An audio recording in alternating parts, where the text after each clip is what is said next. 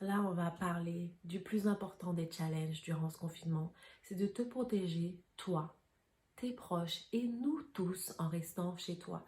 C'est le dernier de la liste, mais c'est le premier car c'est celui qui est vital, celui qui te permet de vivre et c'est celui qui te permet surtout de ne pas tuer tes proches et tous ceux qui t'approchent ou de risquer ta vie. Donc quand tu es là en train de dire ah vas-y je vais écrire ma petite attestation, dis-toi bien est-ce que quand je vais franchir la porte, est-ce que ça vaut le coup de mourir pour ce que je vais acheter, pour ce que je vais aller faire, pour faire mon petit jogging, tout ça, est-ce que ça vaut le coup ou non de mourir pour ça?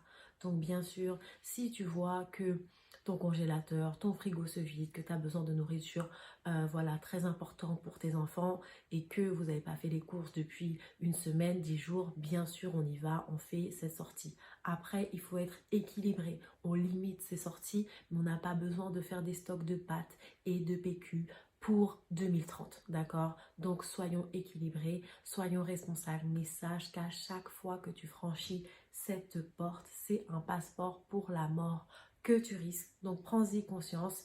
Donc bien sûr, si c'est des biens de première nécessité, les courses pendant 10 jours, ok. Mais si c'est pour dire, ah bah oui, bah aujourd'hui, j'aurais bien kiffé manger une petite salade de quinoa. Ma soeur, ta salade de quinoa, elle peut attendre. Mon frère, si on a oublié de prendre tes rips dans les courses, c'est pas grave, tu sais quoi, on va attendre. Il n'y a pas de nécessité urgente. On traverse une période terrible, donc ayons une pensée évidemment pour toutes les personnes, même au-delà de nos petites frontières, qui ont succombé à cette maladie et qui y succomberont. Tu sais comment ils vont y succomber? Parce qu'ils vont suffoquer lentement, parce qu'on n'a pas assez de ventilateurs dans nos hôpitaux, de respirateurs pour sauver tout le monde. Également une pensée pour nos héros bien malgré eux évidemment, nos personnels de santé qui risquent leur vie, qui ne prennent plus soin de leurs enfants pour prendre soin de nous, qui accumulent les cas parce qu'on a voulu profiter du soleil ce week-end. Donc ça se répercute sur eux. Et ces personnes-là, elles le payent de leur vie. Donc sachez qu'il y a des médecins, des infirmiers qui sont en train d'enterrer leurs collègues, qui ont succombé à la maladie, qui voulaient soigner. Donc je sais que ça peut paraître alarmiste, mais c'est la réalité. Je sais également que face à cette période, à ce virus qui apparaît from nowhere, d'une soupe aux chauves-souris de Chine, un virus totalement inconnu au bataillon et qui décime notre population, bien sûr qu'on peut se sentir impuissant, qu'on peut se sentir stressé, incertain face à l'avenir, totalement chamboulé.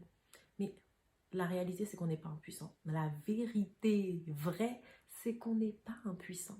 En vrai, on est des acteurs de ce virus. Parce que le virus, il ne circule pas. Le virus, il n'a pas de pattes, il n'a pas de jambes. Ce sont les personnes qui circulent, pas le virus. Ce sont les personnes qui ont vidé les rayons de papier toilette et de pâtes de tous les continents, pas le virus. Donc à un moment, on est acteur. Et quand on est acteur, on a deux choix.